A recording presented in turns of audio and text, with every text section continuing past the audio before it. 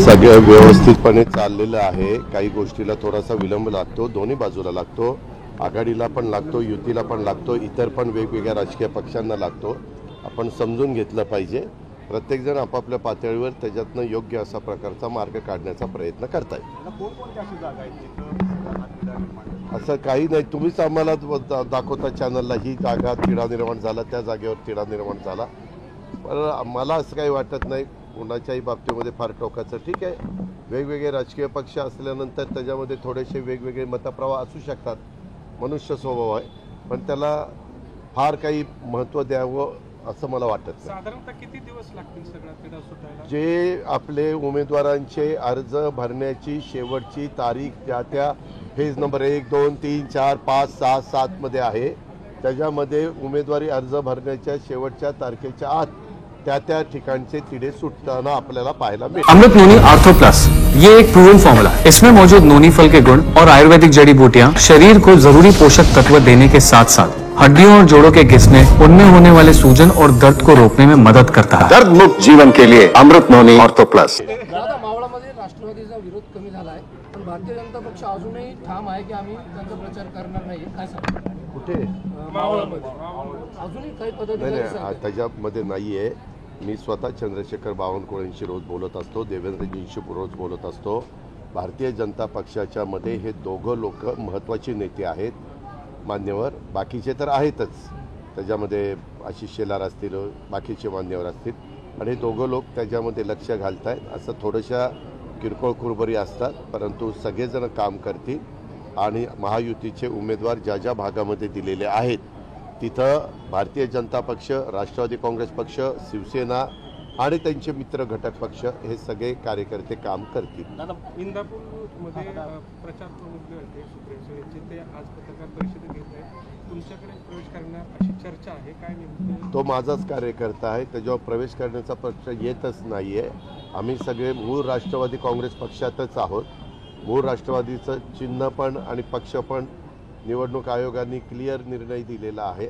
न्यायालयामध्ये ह्याच्याबद्दलची केस चालू आहे, आणि त्याच्यामुळे सगळे कार्यकर्ते आम्ही मिळून मिसळूनच इतके वर्ष काम करत आलेलो आहे. त्याच्यामुळे त्यांनी काय निर्णय घेतला अजून मला माहिती नाही, परंतु सकाळी ऐकायला मिळालं की आज त्यांची प्रेस आहे. काय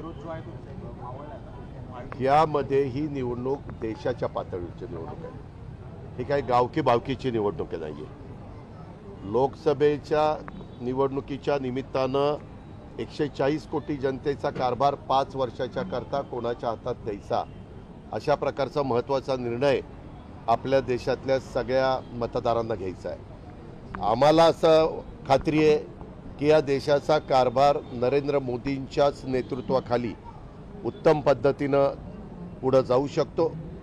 समोर दुसरा कुठलाही पर्याय हा विरोधी पक्षामध्ये आपल्याला पाहायला मिळत नाही आहे. निव्वळ विरोधाला विरोध करण्याच्या करता त्यांनी ते आघाडी करण्याचा प्रयत्न केलेला आहे.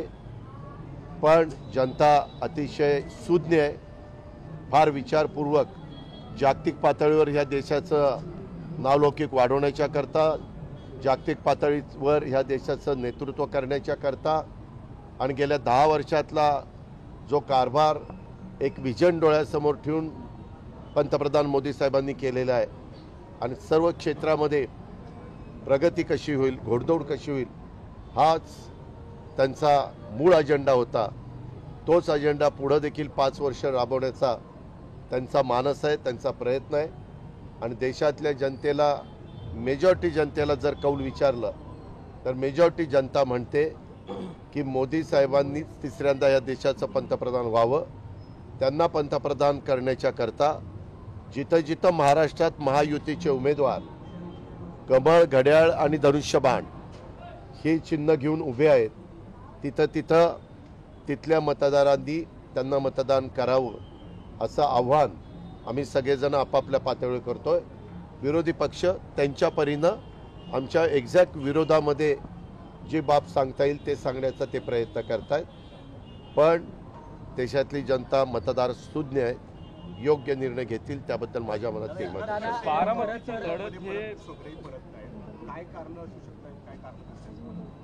सुरुवातीच्या काळामध्ये बारामतीच्या परिसरातल्या लोकांना समोर उमेदवार कोण आहे ह्याच्या खात्री नव्हती किंवा त्याच्याबद्दल काही त्यांच्या मनामध्ये वेगवेगळ्या प्रकारच्या भावना होत्या. परंतु महायुतीनं ज्यावेळेस उमेदवार जाहीर केला आणि त्याच्यानंतर लोकांना कळलं की बाबा आता मोदी साहेबांच्या पाठीमागं जायचं का राहुल गांधींच्या पाठीमागं जायचं, हा प्रश्न त्यांच्यासमोर आल्यानंतर देशाचा गेल्या 10 वर्षाचा कारभार लक्षामध्ये घेता बहुतांशांनी मोदी साहेबांच्या पाठीशी गेलं पाहिजे अशा प्रकारे त्यांच्या मनामध्ये भूमिका आलेली दिसती. नंबर 1. आणि गेले 32 वर्ष मी ह्या जिल्ह्यामध्ये काम करतोय, बारामती लोकसभा मतदारसंघामध्ये काम करतोय. मी कामाचा माणूस आहे. मी विकास करणारा, झटपट निर्णय घेणारा, प्रशासनाला अतिशय योग्य पद्धतीनं बरोबर घेऊन काम करणारा असा माझा कामाचा लौकिक आहे. आणि त्याच्यामुळं ह्या जनतेने अपार प्रेम, म्हणजे ह्या तर शहरांनी मला 91 साली माझी पाठी कोरी असताना खासदार केलेलं हे मी आयुष्यात विसरू शकत नाही.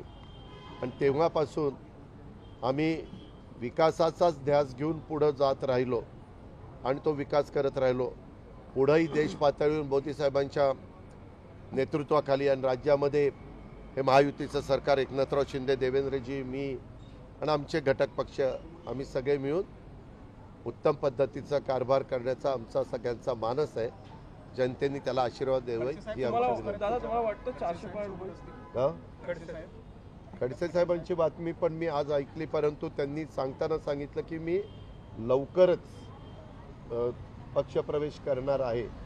मध्ये काही दिवस त्यांच्या मनामध्ये चलबिचल चाललेली होती, परंतु अनेक जणांनी ज्यावेळेस निर्णय घेतात त्यावेळेस